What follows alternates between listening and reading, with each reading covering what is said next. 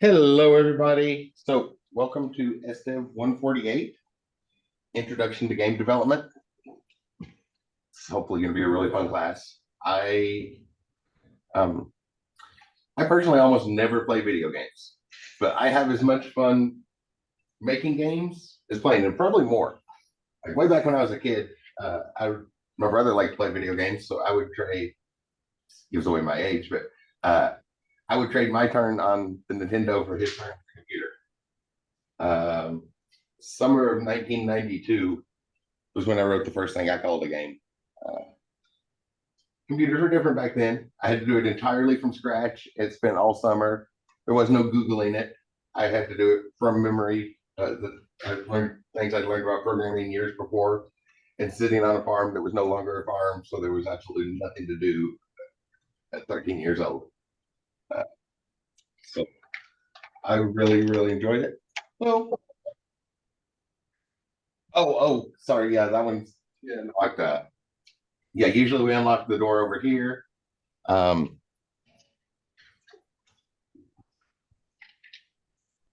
I guess I could prop it open when the days we know we have class.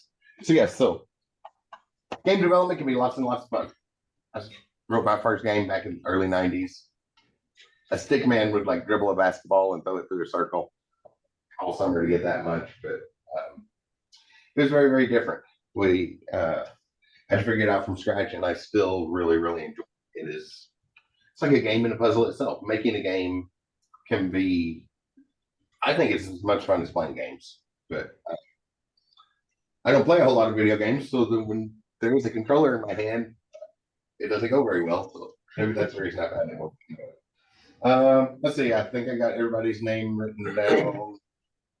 What name do you go by? Gabe. Gabe. So got everybody's name written down. Oh, drops. For those who haven't had me in class before, I do go by Chris. I go by my first name. Don't worry about any formalities or anything like that. You might notice I'm logged into the Zoom call twice. So I use the equipment in the lab to get the TVs and stuff. But I really like to work on computers that I have permission to do stuff on. So I always have my own laptop. You'll see the one today. It says Chris PC. I also have a MacBook and a Chromebook and Linux systems. So I use different systems. So if you have any questions, you ever ask questions, make sure you tell me what type of computer you're using. That way we can use the same one. That's why I have a bunch of them. But the one that usually says Chris and then like PC today or Mac or CB for Chromebook or Linux. So that's the one if you want to send me direct messages in chat. If you prefer to put things in the just as direct messaging, make sure you send it to my because I might not always notice the one on the computer way over there in the corner. So yeah, hopefully it's going to be a really fun class.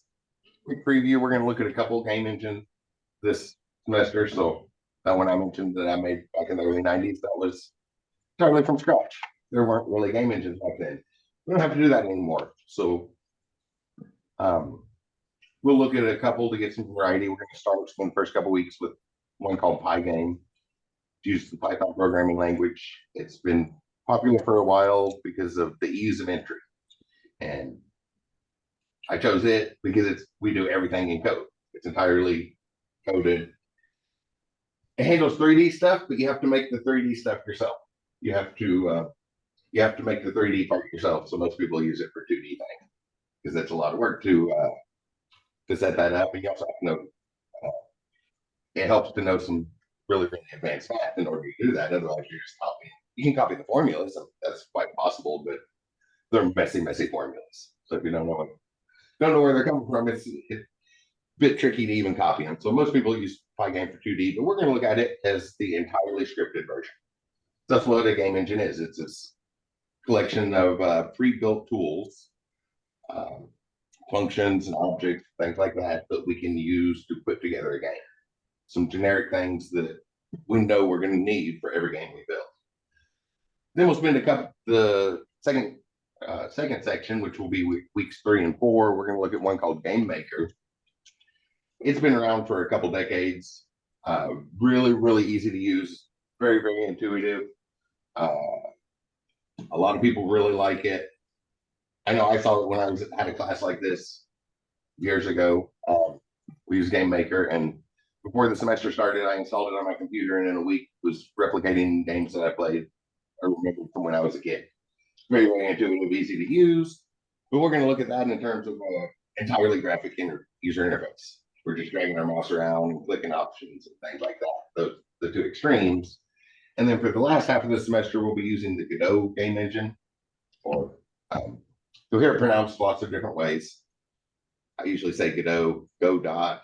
It was made by Argentinians, so originally, so it should probably be the Spanish pronunciation, which I guess would be Godot, but nobody really says it that way because it doesn't flow off the tongue very well. Excuse me. So we're going to look at a few different ones, and on that one is one of the what we would consider the big game engines. It has the libraries and most anything we would call a game engine has all the tools we'll need.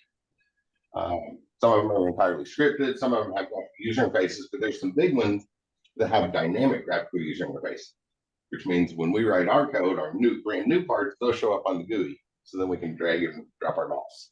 It's in that category, and we'll do 2 weeks of 2D on that and 2 weeks of 3D on that. We'll talk about those in more detail as we get to them. So we'll look at a couple different game engines, and it's a very active subject. I guess I should say right off the bat, game development is time consuming. That is the big thing. Is it takes a long time to get games together. Very time consuming, especially compared to some of the business software things. Business sort of software that will appear much, much larger than a game made in a considerably shorter amount of time.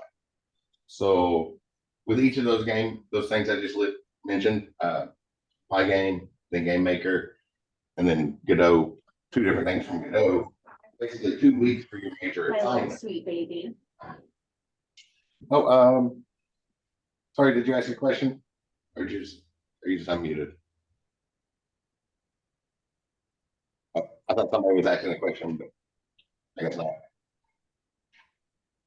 Mine has just not been muted. Okay, yeah, so there's basically 2 weeks to do each of the main assignment for that thing, and you don't want to wait until the last minute for this, because the assignments are going to take several days. They're very, very large. Just spread out for 2 weeks because some of them, it might feel like a tight fit to get it and get everything we want to cover in 2 weeks. So just be aware of that. Game development is very, very time consuming. That's the drawback to it. It's really fun. I enjoy it. I get the same feeling. It's playing a game. It almost is a game. Puzzle, you got this puzzle or riddle or something that it can be a lot of fun. Hopefully we're gonna have a lot of fun in this class. I guess we should start with policies. That's a standard intro to courses. Oh, let me turn the TV on up here. I thought it was on, but apparently I only got one of the TVs. Make sure the screen share is on there. Or we look at the policies and things like that.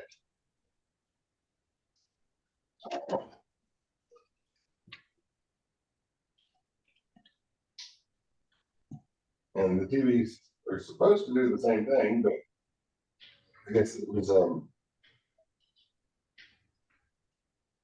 that one must have been off whenever I was doing it. Okay, that way you all can see the screen share without having to turn around. 2 TVs in the room, but everybody faces away from that one, so it's not really, really useful. Yeah, let's start with some policies. Everything's spelled out in the syllabus. I think most everybody knows the policy for that, right? Kind of a long syllabus. I keep adding things to it, different policies go back and forth and change, things like that. So I'm not gonna go over every single thing here. Y'all know how to read, but hit a few of the key points, a few of the important parts. Then we'll get started into our content.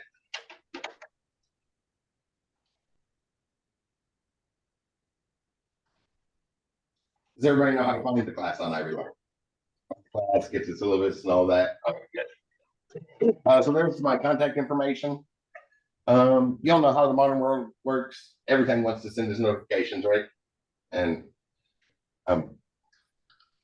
look at annoying if we allow everything that wants to send us notifications to make noise.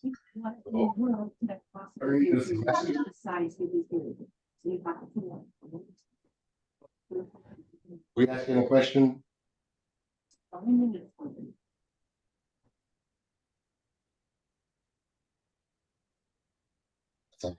That didn't come through very clearly. That sounded like just background noise, didn't it? Mine's unmuted or has a very bad mic. Yes. Yes, I think you're unmuted. Or I think you're just unmuted and that was background noise. But if you had a question, can you put it in the chat room? Because I couldn't understand that. Oh, he muted, so must have just been unmuted. Oh yeah, so notifications. There's too many of those. During the semester when courses run, there are only two things that make noise on my phone. And that's text messages and the Ivy Learn inbox. So those are the two quickest ways to get a hold of me. Otherwise, I check my email like 20 times a day, so it won't be long before I see if it's in an email. Here's the phone in my office, but if I'm sitting in my office, I'll answer it, and I often forget to check messages and stuff. And like after a week, I'll get an email saying there's a voicemail on the office phone. So I often forget to put that. So my cell phone text messages or through the Ivy Learn inbox, the official course messages. Everybody familiar with using that? I just click on it real quick while we're doing. I can get Zoom buttons out of the way. Maybe they'll be out of the way there. It's like an email, only it's filtered down to just our class. So you can select the class and then choose other students in the class, the teacher, and just a pre-filtered email. But that's one of the two things that makes noise on my phone. So quickest ways to get a hold of me there. I have lots of office hours. My office is right outside our classroom here, Oval Hall 160. So just come down the hallway into our classroom here. Those who are on campus today. My office is the middle one. Just right out there. What's listed as office hours, 10:30 to 12:30. So before class today, and then 4:30, 5:30, Tuesdays and Thursdays. And then I also do office hours on Sundays through a Zoom call. Obviously, campus is closed on Sunday, but we'll get to the due dates before long. But most courses have all your homework due on Sunday night at midnight, right? Everybody's probably experienced that by now. So Tuesday afternoon office hours aren't really, nobody ever has questions about their homework on Tuesday afternoon when it's due on Sunday. So I like to do office hours on Sunday for an hour. I'm on a Zoom call. And during my other office hours, I'm in that same Zoom call. So that's a good link to keep around. It's also a link that lasts semester to semester. So if you need to get hold of me, that's a good, might want to pay attention to that one. There's some other office hours that I'm in my office where the paperwork lists them as administrative hours.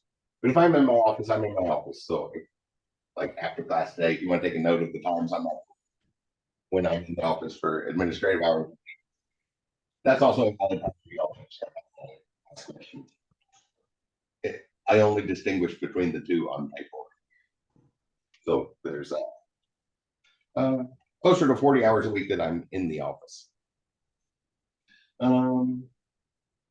General support, ed tech people, that's any Ivy Learn problems.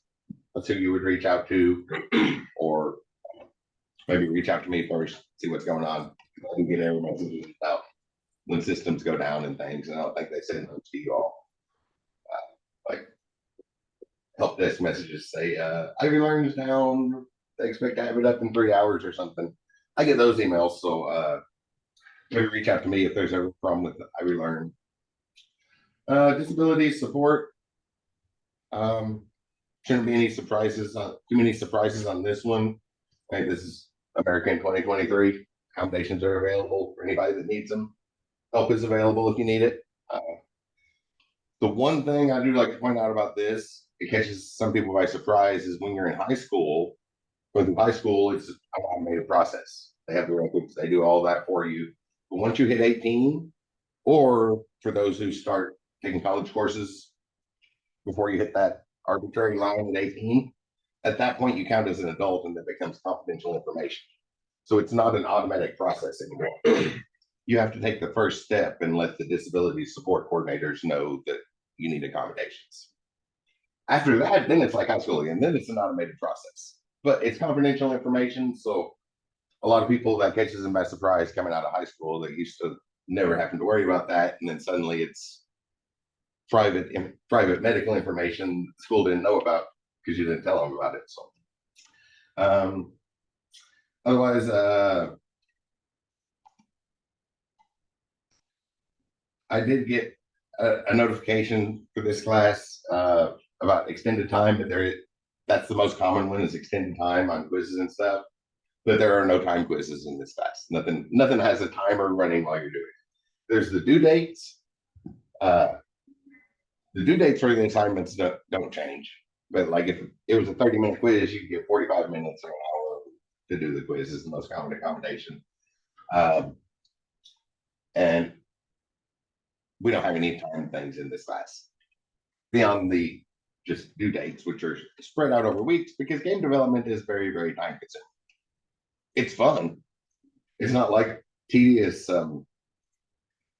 It's an enjoyable amount of time. At least I think so. But it does take a while. Learning commons where the tutors are at. That's easy way to describe it is the big glass wall that faces the interstate. That's where the tutors are. So there's a nice view. It's a good spot to study. It's called the Learning Commons these days, or also the Oval Commons. We're going to call it the Learning Commons, so that showed up on a lot of papers. There's a very rich family. You may have noticed other parts of the campus are named after a very rich family. So the Learning Commons, or you may also see it referred to as Oval Commons as well. But it's the big glass windows that face the interstate. It's the easiest way to find that place. Former library. They got rid of all the old books and we're going to update and stuff. And our new librarian's pretty awesome. He's collecting information about what books he should get. But right now, he's got a bunch of banned books. When he hears about somebody else banning a book, he knows that's one he wants. So that's the only ones that's kind of the only books in our library right now. So that's kind of a neat, says a lot about our new librarian and a great space. The last IT career fair was held in there. So really nice space to study. Big windows, good lighting, things like that. It's nice to stare off into space out sometimes when you're studying. It can be helpful. As far as tutoring, I'm in there on Tuesdays and Thursdays. So even for this subject, there is help for this subject. And there's other people that help with IT stuff. So I assume this isn't the only class y'all are taking. So there are IT tutors. I'm in there on Tuesdays and Thursdays from 2 to 3:30, I think, is what I make on the schedule. So unless I have another meeting, I'll be in there. So there's help for this class as well. Student life and yeah, all the ones we're not going to read everything in the syllabus, but I put a lot of the important ones up at the top. Student life in the clubs, right? We're humans, we're a social species. Even introverts like to be around other people, just quietly in the corner, right? It's we're a social species, so this is the clubs and stuff. There's an IT club, very active right now. They got a lot of things going on. Usually in this class, it's safe to assume you all are gamers. So the IT club does regularly play D&D, and periodically have game jams and stuff, so. Make sure you look at the club. Definitely not the only club on that, but there's information for that. Testing centers, we don't have any proctored exams. If in some of your other classes you have proctored exams or certification exams, make sure you register for those well in advance. Don't try to register for that at the very last minute because they have limited space and it can fill up quickly, and you want to make sure everything's in place before that last minute. So yeah, I don't think about those. The library is in the Learning Commons or OVO Commons, same place tutors are at. Some nice private study rooms there. They got like glass walls. If you go in there, people have to almost yell on the other side before you can hear them. Little conference rooms, they have big tables and monitors on the wall and things like that. CareerLink, everybody comes to school for the same reason, right? And it wasn't to take a game development class. So there is a department here that helps with job searches. Even after you graduate, it's still valid for alumni. So after you get your degree, on your way through, they can help give you advice, practice interview skills, get your resume polished all. And then even after you graduate, that department's still around to help. That's why people come to school. I like to have them in every classroom, so they're going to come next week. I think next Wednesday. So I like to have them come in and actually give a presentation because that's what we're here for, right? Get a good job and get good money. So we'll make sure we talk to them.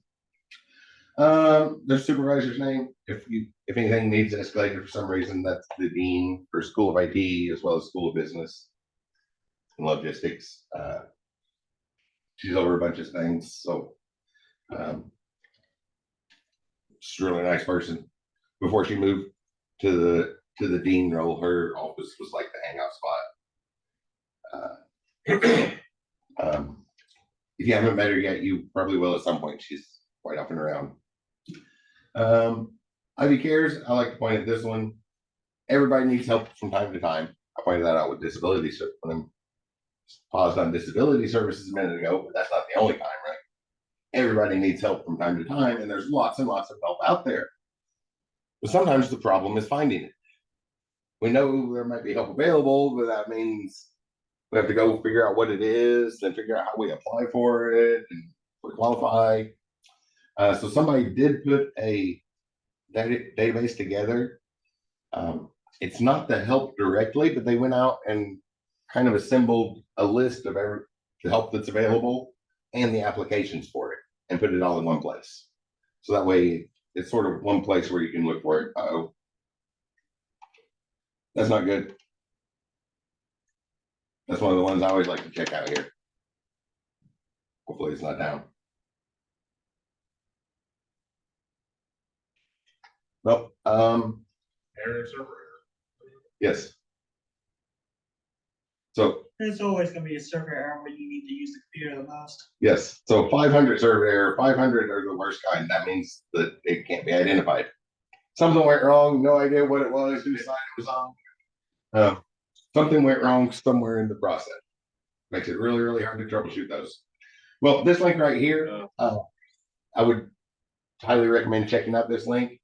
When it works, it goes to a page where you enter your zip code, and then it shows you all the help within a certain radius. And you can change that radius within 10 miles, 20 miles. I live in Clarksville, so I usually put in that zip code, and several thousand show up.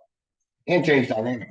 Usually between the afternoon and evening class, they'll change by 1 or 2 programs that are out there. So like things, paying for gas, childcare, food banks, all sorts of stuff, anything you might need help for. All consolidated in one place, so it's a list of what's there and direct links to the applications to kind of make that process easier. We also have the Ivy Cares department, so they have things like loaner laptops and all sorts of help, including mental health counseling. School can get very stressful at times, so need somebody to talk to. There is a counselor on site.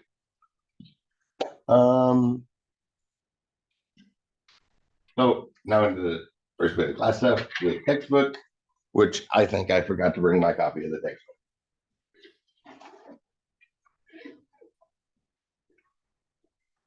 I see yours for a second. Okay. So here's the, I forgot to bring my copy. Here's the book, hardcover book. This has a lot of content, concepts. So not follow along coding examples. Those are terrible books. Those go out of date so often. But this has concepts like how you want to approach things, frame of mind. There's a lot of writing assignments in the first half of the semester to write out a book that'll have you do things like design a game. One of the assignments is explicitly design a game, then sit down and play it with one of your friends and describe how that. So it's not a video game, like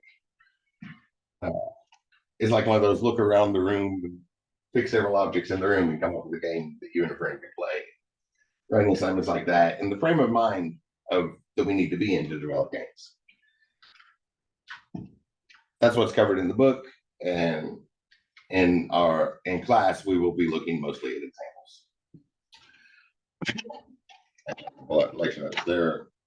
So we have 2 days a week for 8 weeks, 16 lectures. I have 1, 2, 3, 4 packets of notes for the board for a plan of 16 lectures. So it's going to be pretty much our in-class part is going to be examples, making games, which you will want to follow along with. Right, has anybody done much programming before? A little bit. See some hands going up. So in our modern world, we just Google it, right? I like YouTube videos myself.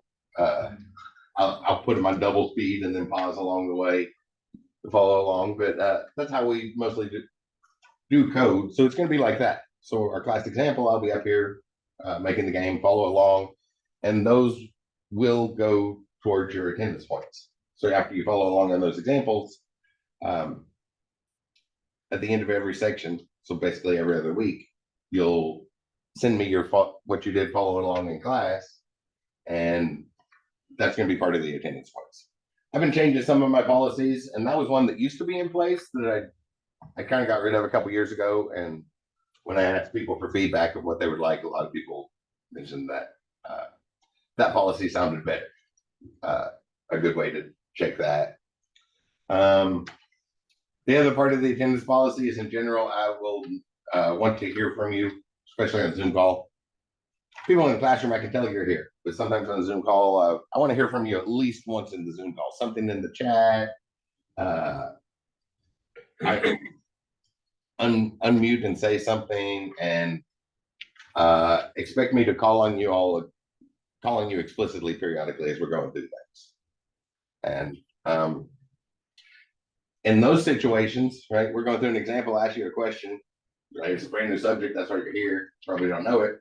Wrong answers are better, because then I can gauge on where details need to be thrown in and go, right? Everybody's always nervous about being wrong, but the situation where we're going to an example and I calling you explicitly, the wrong answer is the better one. Because then I know what details we need to dive into and look at in more depth. So expect that attendance and participation is part of the grade. It's not much of the grade. I make it a small part, just a little bump at the end. It's supposed to be a way to reward the people that show up for class and do all the work every time without punishing the ones that don't. So basically, it's enough points that you pretty much have to have the attendance points to get an A. Not all the attendance points, but at least some of the attendance points will be necessary to get up in the A range. Yeah, should be fairly straightforward. I wrote it out. There's a bunch of standard statements I think everybody's seen before. Proper behavior in our society. Shouldn't be any surprises anywhere there. It's a learn anywhere class, so that means either in the classroom or on Zoom, whichever one you prefer. It looks like most people are in the classroom today. That seems to be consistent for afternoon classes. In the afternoon classes, most people are on campus, and in the evening classes, most people are on Zoom. Interesting split time-wise, but either way, and if you're on the Zoom call, I do want to hear from you at least once for the attendance points. Just having your name, the thumbnail showing that you're on Zoom isn't quite enough. So, and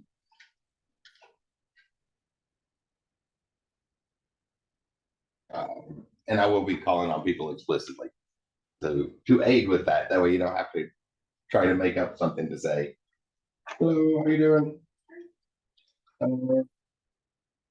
All right, we're just going over policies, and you've had me in class before, so they haven't changed it. Actually, attendance policy is like what it used to be, where you send your in-class examples. I think is what it was. And What? uh, so for like attendance and participation points, follow along the in-class examples, and Okay. you'll send those in, which I think is what it used to be. But I quit doing that, and yeah, when it came time to change policies again, because there's been a couple issues, some things are different. I said, when it really show up for this, but one of the notes when it showed up that I had 2.5 years ago, the last class period before the pandemic shut everything down was the last time I saw something happen. It used to happen all the time, like several times a semester. People would come in and they would have a question like, okay, I saw this in the job posting. What is this? And I thought the planned lecture for today is like, oh, that's better than what we had planned, because well, we had plans in the textbook. So things like that used to happen all the time. People would see that stuff and change topics. That hasn't happened since Zoom started. That was one of the things on the list. So I'm trying to change some policies, try to get more engagement, more activity and stuff. So that's what the so it's in a transition period right now, trying to get people more engaged, especially on Zoom, because a lot of times on Zoom it seems like nobody's there. But I understand, because I attend meetings that same way, and it kind of feels like I'm not really there. It's like I'm listening to every word that somebody says, but I never turn my camera on, never unmute, just kind of logged in. And it's not, this is an active subject. We learn by doing. We need to make sure that doing part is happening. Okay, now up to due dates. So, for those who haven't had me before, I mentioned earlier that somewhat standard thing in classes where homework's always due 11:59 p.m. on Sunday nights. I don't like that. That's not good practice for real world. I like to change due dates up a little. Also, I have a story from a class when I was a student. I had a question about the homework. The instructor told me to ask in class, but in that particular class, homework was due when class started. So, like 9:30 in the morning, it was one of those classes that if you tried to turn your homework in at 9:31, it would not be accepted. So being told to ask in class meant that there was never going to be a chance to ask that question until after I missed it on the homework. And that really bothered me. So I try to make sure there's always a chance to ask questions. We're in a Monday, Wednesday class, so our homework will be due on Monday nights. So module 1 homework, which the one that's due for module 1 is the writing assignments from the textbook. It's due 11:59 p.m. next Monday. That way, if you have questions next Monday in class, you can ask those questions, get it fixed up, and get the homework turned in on time. Late homework is accepted. My policy is long. You want to read through this, check this policy a couple times, but in general, anything labeled as an assignment will be accepted late, but there's a point deduction, 3% to that, 3% per day until it hits 50%. And I always stop grading at 50%. So that's like, if you turn something in, that's like the lowest grade you get from me. In almost all situations.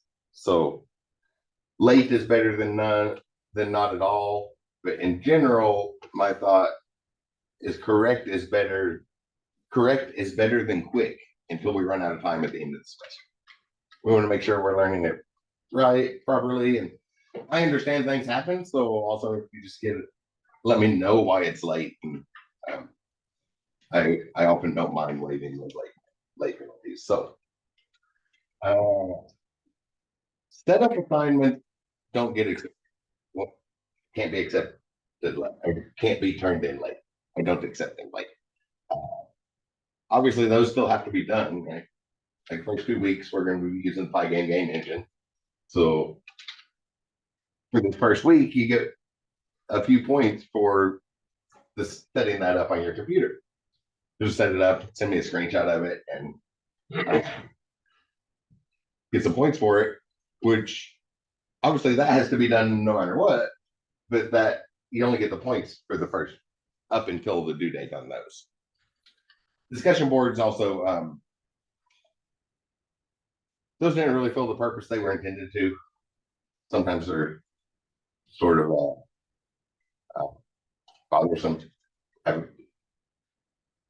I've had more than one. I've had a lot of online courses myself. I think a lot of instructors that teach online courses have never taken one. When I came to Ivy Tech as a student in 2011,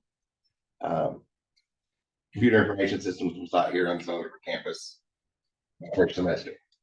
Then they quit teaching it on the campus. So the entire rest of the degree I was having to take online. And in my very last semester, it came back to campus. So I had like that welcome to college orientation and then the capstone on campus, and everything else was online. I'm currently doing graduate studies online out of Indiana State University. So I know what online classes are like. I approach them a little bit differently. But certain things, discussion boards kind of worked in all of them, and they were supposed to take the place of like in the setting here. Right now, how many people are here? 8 people here in the classroom. We all got here, we're all right about the same time. Sat down. You're gonna take a break, and then later this afternoon, all leave at the same time. So we're walking down the hallway with classmates, and the interaction with classmates there that does contribute to education. Right? One thing is everybody walks back to the parking lot at the same time. The only topic of conversation you have in common, or that you know that you have in common, is the class you're taking. So that's what often comes up in conversations, and that stuff contributes to education. Discussion boards were supposed to be a way to try to work that into online settings.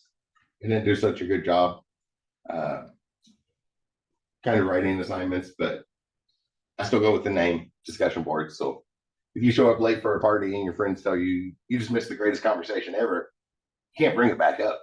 Right? If you miss the discussion, you miss the discussion. So I treat them like that. You can't really discuss things with your classmates if they've all moved on to a different topic. A couple that we will do, there's a couple in there. What I like to do in discussion boards is that's where we will look at chat bots. I like to go over in my class, so make sure you all know how to optimize the results from them and stuff. And that works really, really well in discussion boards, because then y'all can try different things and prompts and give your classmates advice on what worked well or what didn't work well from chat bots. And also I wanted to try to do memes at some point. A thing from foreign language classes is very common. Once you understand a joke in that other language, then you know you're ready to speak it. We kind of do the same thing. Find some sort of picture and come up with a funny phrase that relates to the subject we're teaching and share that. Hopefully a little more interesting. So we'll do those, and then there's some traditional ones. They're writing assignments. I might pull one over from the 248 class. What I came up with for the advanced game development simulation development class, the SDEV 240. What I did in the discussion boards has ended up being the best discussion boards I've ever seen. So we might do one of those at some point. There's not a lot of them. Most of our writing assignments are out of the book. Back to late policies. So quizzes, same schedule as the homework, but you only get 1 extra week for those. You can't turn the quiz in, wait till the end of the semester to take the quiz. So the quizzes do close after 1 week because I go back and regrade them. I don't think we have any quizzes. We might have one, but I don't think we have any quizzes. That's just my general policy. We don't have any exams in here, but just I'll state it in case you all have me in another class. I do exams on a calendar schedule, which is different than the regular homework schedule. From Sunday to Saturday. So what's on the calendar? We don't have an exam in here.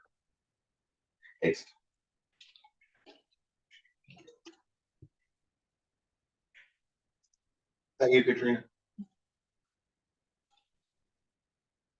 Probably make time to write your name on the list.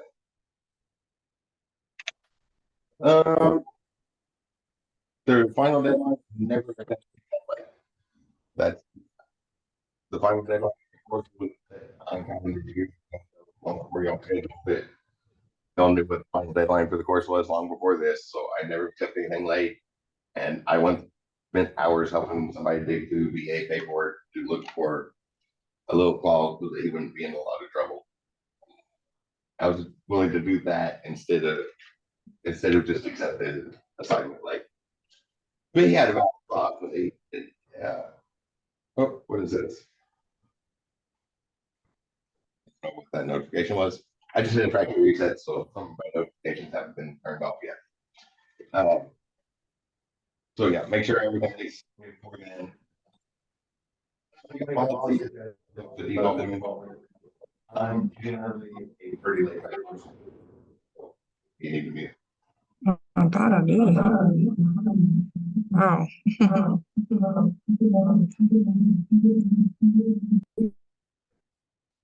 They get it? There it goes. It happens. We're all used to it now, right? Been 2.5 years since everything went to Zoom or Teams or Google Meet, or they're all almost identical. Not much difference between them. Drops and withdrawals. This is an important note. Does everybody know the difference between a drop and a withdrawal? A drop is like you never took the course to begin with. That's kind of intended for those times when like names change.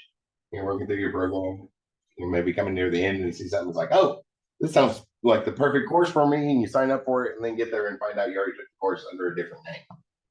You don't want that showing up on your transcript. So a drop, you only have a couple days to do till October 30th, which is next Monday, I believe.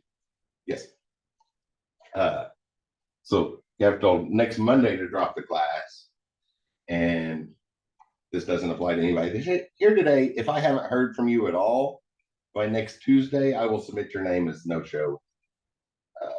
A drop is like you never took the course, so it doesn't show up on your transcript or anything. Sometimes things happen though, and we'll get like halfway through the semester and you might not be able to finish, right? Usually, I've never seen that happen on pleasant situations. So it's not something we plan for, it's not something we anticipate. And it usually falls under the category of family emergency of some sort that happens.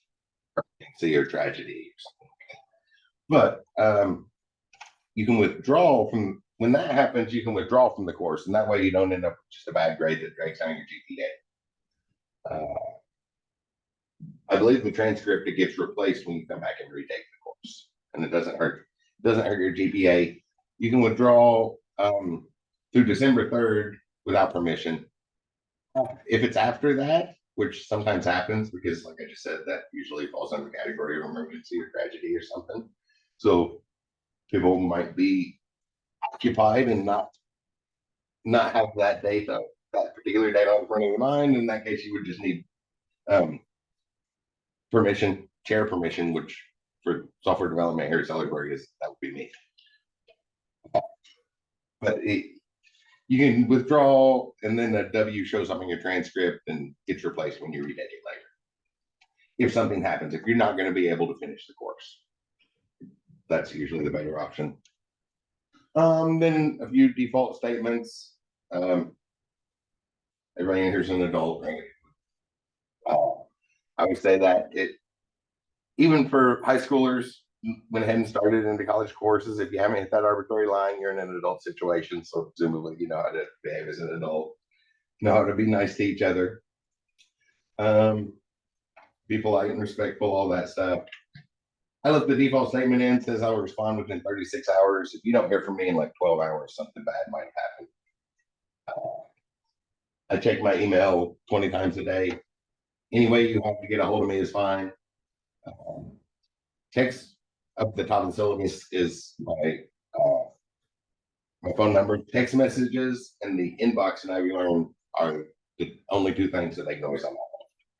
So those are the quickest ways, but anything else, it won't be long until I hear about it.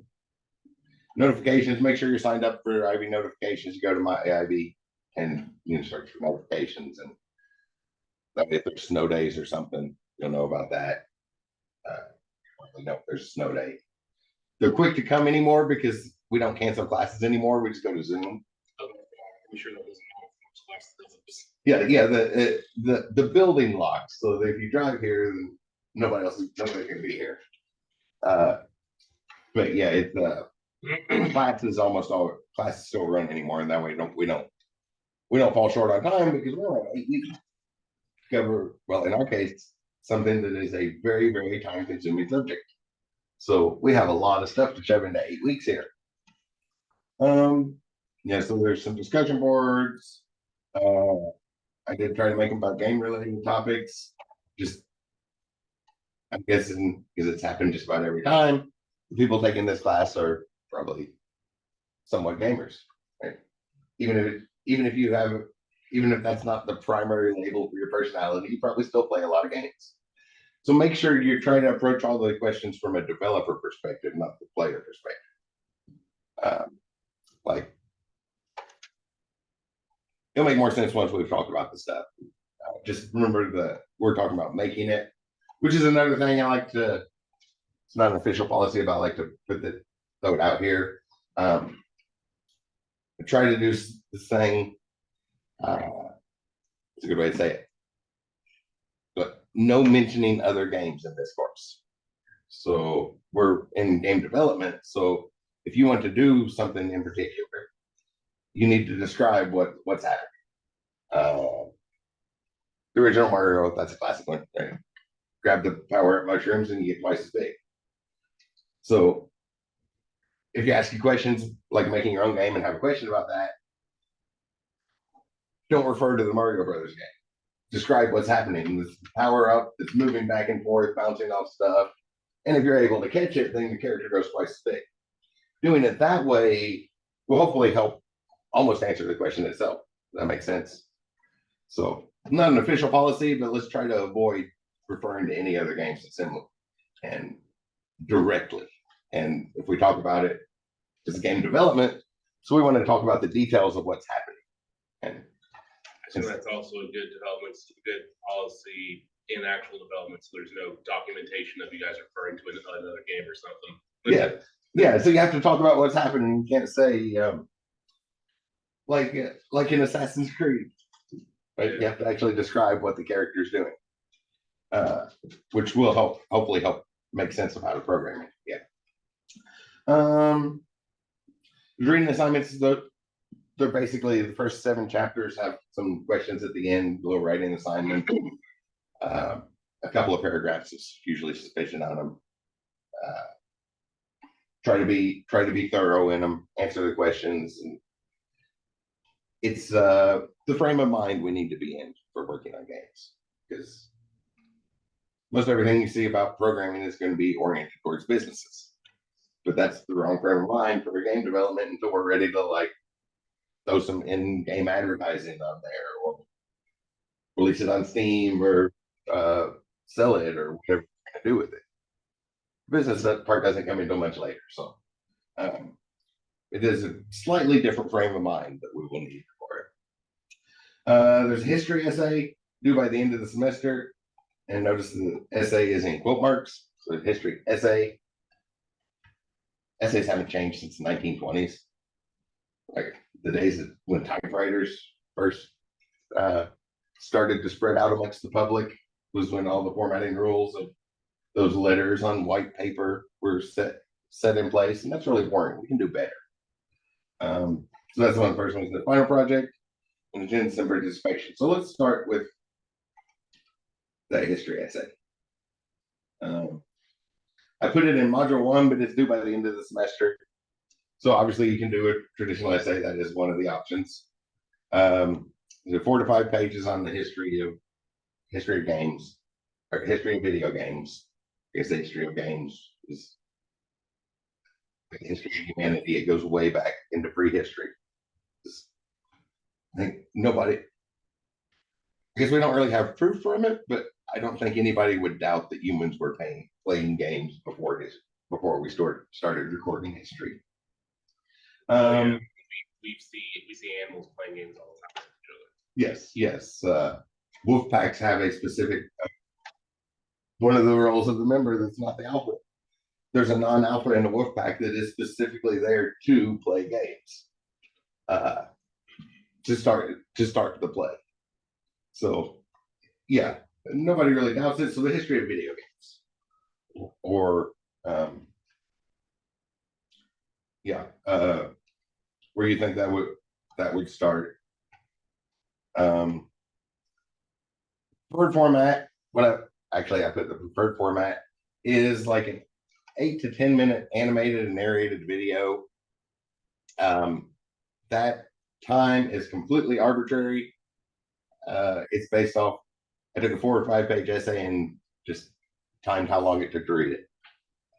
Okay, so maybe about the same amount of time in the content. But a small video, which is another thing with game engines, we'll see it at some point. Game engines can be used for more than making games. Another common one that shows up in the advanced class, the SDEV 248 simulations, what engineers need is the exact same thing as what gamers want. The difference is how hard you try to stop it, right? You don't want to stop the engineer from testing their design, but it's still would use basically the same software to put those together and set those up. But one thing I like to do with game engines is I guess presentations. Instead of a slide deck on PowerPoint with some still images, you can put some nice looking things together, like animation wise.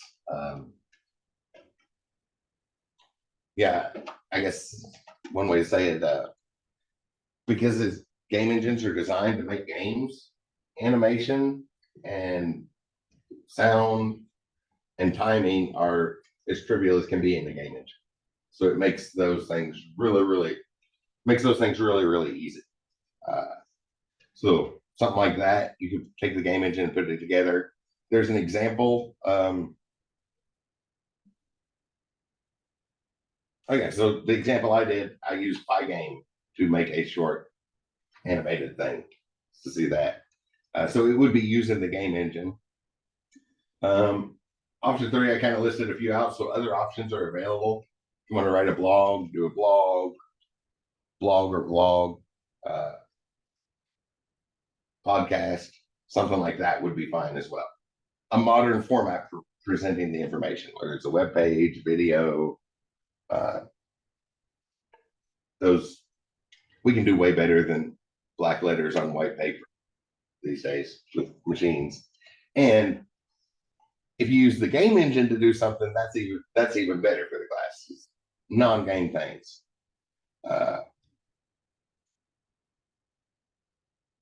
Educational video game that works in the history of game development would be really fun.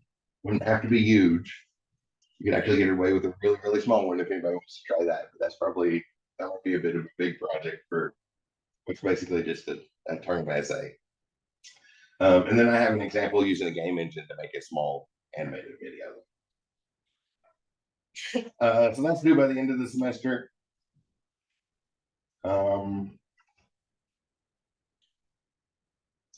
Got a discussion board due this week. And in this week, we'll get started into Pygame. There's a couple things to talk about before we get in there. Just some preliminary things. Does anybody have any questions about policies? How the assignments are going to go? Right. So that was about probably a good time for a break, right? Long time to sit and listen. Does 10 minutes sound good? Yeah. Okay, so my laptop says 1:55. We'll get back to it at 2:05 and get started with some of the preliminaries for making games.